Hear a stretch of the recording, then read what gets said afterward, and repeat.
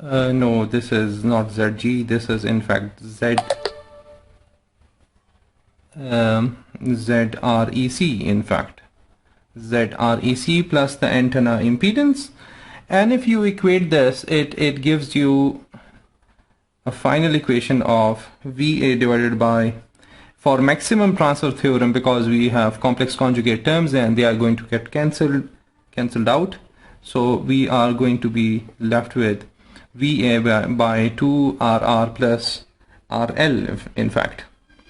So now in this case, we are not going to have available power from the generator. So that is going to be equivalent to, in fact, the power captured by the receiving antenna, in fact. So the power captured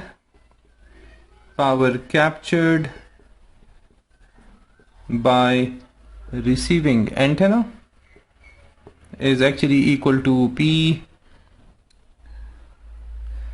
For example, let this, because this P was in transmitting mode, it was considered as the power available from the generator. So let it be the same thing, because now antenna is acting as a generator, in fact, in receiving mode. So let it be P again, and when you solve for this, it again give you a nice equation of VA square divided by 4RR plus RL, in fact. So let me continue over here on the same place.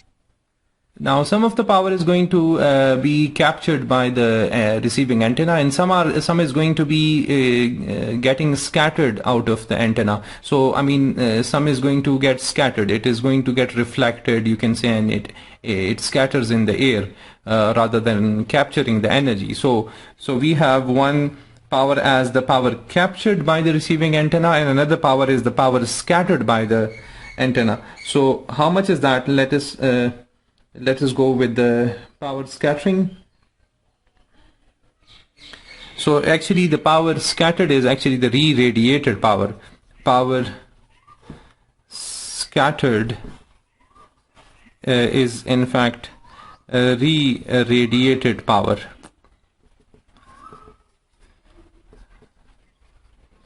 Re-radiated from the antenna, in fact. So that is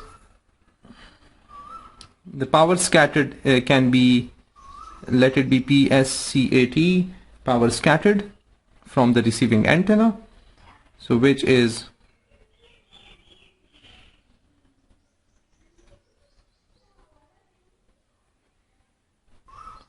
VR and I complex conjugate, in fact. So why we are considering the RR? Because we are talking about the re-radiated power. So radiation is attached to the RR, in fact. So that is why we are considering RR, and that is why I am writing the voltage drop against the RR. So when you calculate the equation by putting the value of again the value of VR in terms of RR, and then it gives you I magnitude square. By putting the value and solving, it gives you VA magnitude square into RR divided by 8RR plus RL whole square. And if you see, this is actually in fact equal to ECD P by 2, in fact. Because P, if you compare this power P with this power, so this is in fact half. So I can say that P scattered, that is re-radiated out of the antenna, receiving antenna, is actually equal to the half of the power being available that was captured by the antenna, that was available from the air, and it came from other energy source, and it was captured by the antenna, and that was actually equal to P, and half of that P is actually re-radiated. So if half is re-radiated, so then obviously what about the power dissipated? So the power dissipated by the receiving antenna in terms of heat is going to be PL and it is half VL because we are considering the loss resistance at the moment, and when you calculate it, it also gives you VA magnitude square into RL divided by 8 RR plus RL whole square, and this is in fact equal to 1 minus E CD P by 2 again. You can solve it and you can get this the same PL as it was in the other case as well. Now the remaining thing is the power delivered to the receiving antenna,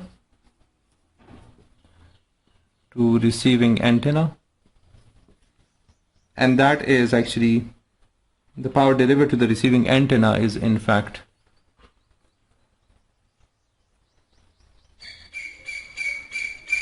the power delivered to the receiving antenna, to the receiver, in fact, not the receiving antenna. No, not the receiving antenna, to the receiver, in fact. So PREC is the power received, and that is actually equal to half of I that was flowing through the receiver into R receiver into I conjugate, and this can be written also as half I square magnitude into REC. Okay, so this when solved give you VA square into REC divided by 8 RR plus RL whole square, and this in fact give you, when simplified,